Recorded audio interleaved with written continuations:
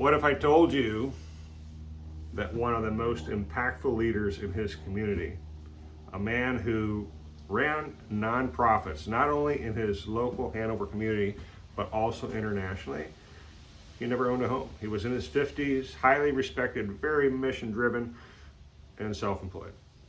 Roy's story, if you're a business owner who reinvests everything back into your business or into your mission, this might hit close to home and you're wanting to pay attention.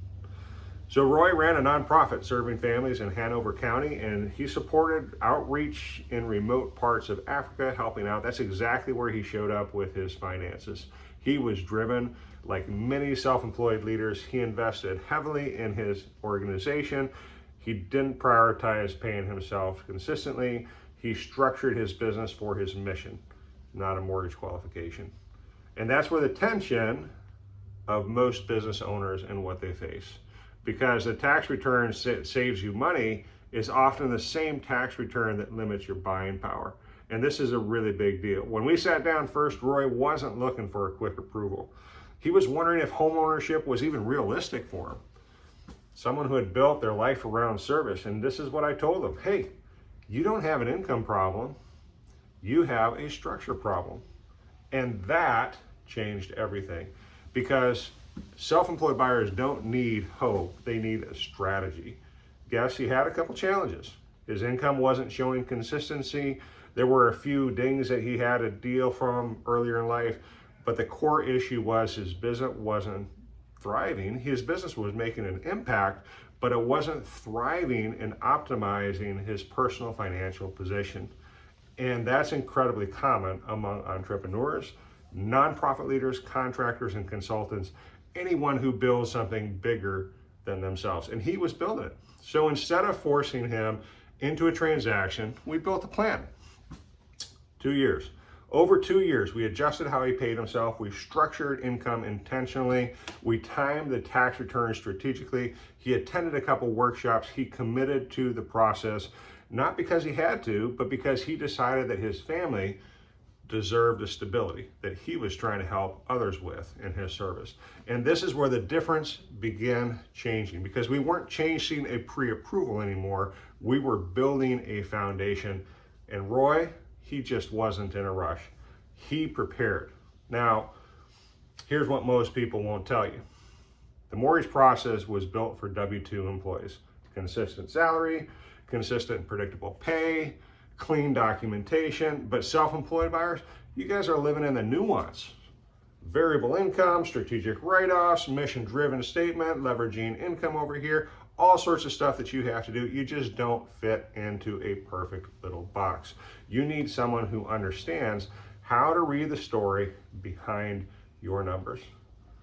That's where most business owners get frustrated. Roy didn't fail the system. He just needed somebody who understood what he had and how to get it across. Then when the time was right, we got him all set up. When the time was right, here's what we did. We paired him up with a fantastic and strong realtor who knew how important this was. It wasn't just another deal. It was a zero fail mission. But this was 2 years of hard work coming to life. And she negotiated the deal flawlessly.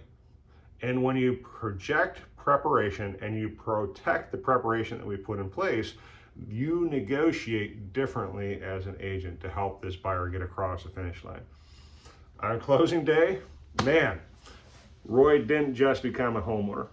He became proof that you can serve the community, that you can impact the world, that you can build stability at home, and at the same time, he didn't sacrifice his mission.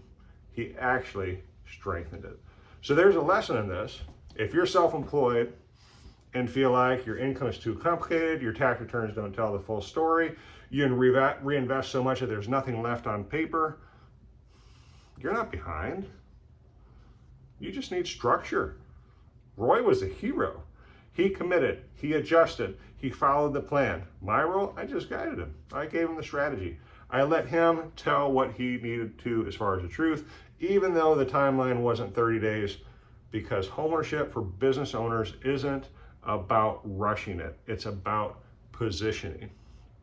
So, if you're self-employed or wondering if it's actually possible, let's talk.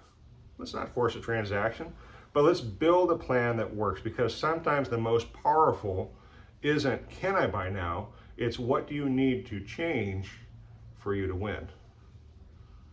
And that is a question that changed Roy's life. So, this is designed for you.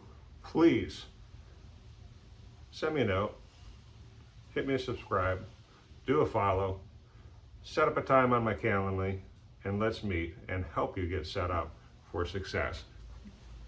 Self-employment does work for homeowners.